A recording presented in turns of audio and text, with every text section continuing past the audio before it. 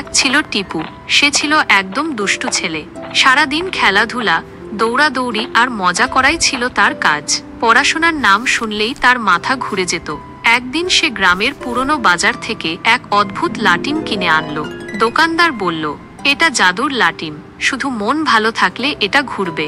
টিপু বাড়ি ফিরে সেটাকে ঘোরাতে চাইল, কিন্তু কিছুতেই ঘোরে না।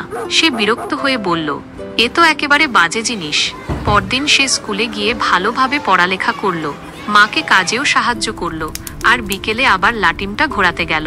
অবাক কাণ্ড, লাটিমটা ঘুরতে শুরু করলো, আর সঙ্গে সঙ্গে এক ঝলক আলোয় ঘরটা ভরে গেল।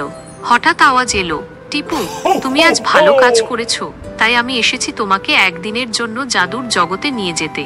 টিপু চোখ খুলে দেখল সে একটা রঙিন রাজ্যে, যেখানে সব খেলনা জীবন্ত, চকলেটের গাছে ফল ধরে আর বইগুলো নিজে থেকেই গল্প পড়ে শোনায়। সে দিনটি খুব মজা করে কাটালো।